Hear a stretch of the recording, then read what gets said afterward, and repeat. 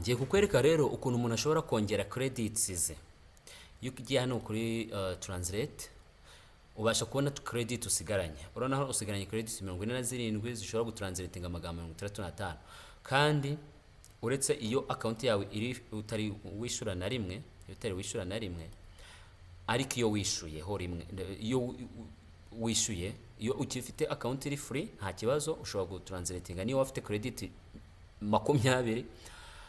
Ariko iyo uri umuyuza w'iyi app ubusabwa nibura ko ufite credit 300 kugira ngo utranslate. Bavuga minimum ni 300.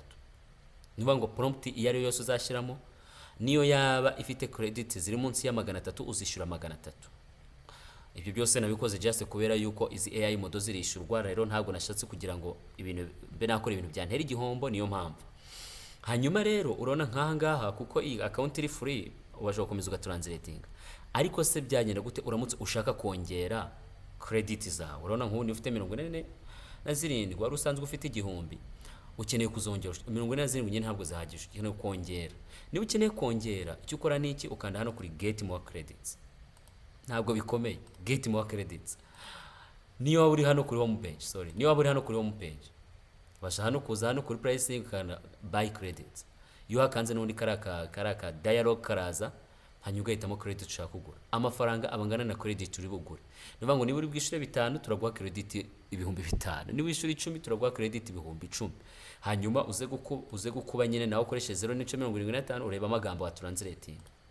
Hanyuma rero niba uhisemo wenda kugura credit 5,000 uhita ukanda ku 5,000. Yumaje kuhakanda hari indi window igiye gufunguka. Twapatanarinze n'aba bantu bita Flutterwave kugira badufashe gukora payments. Ntabwo ibintu by'amafaranga ari ibintu wapfa kwikorera. Hari abantu baba barubatse infrastructure zikora neza n'ibindi byose kugira ngo barinde security y'ibintu nyine ya purchase kuri cyase ibintu bya trade zikorwa kuri internet. Flutterwave rero urabona secured by Flutterwave. Hanyuma amafaranga uri bwishyura naya tuno dufaranga barengejeho ni charges. Ubwo ndahaza nshiremo nimero ya telefone. Hano ugomba kuhitaho nimero itangizwa na 250. Kanshiremo yanjye. Nimara gushyiramo nimero yanjye mpita nkanda hano kuri pay. Nimara kwakana leta nkanda proceed. Nureba kuri telefone yawe nimero washizemo uri bari biruze kukoherereza code. Iyo code uyishyira hano.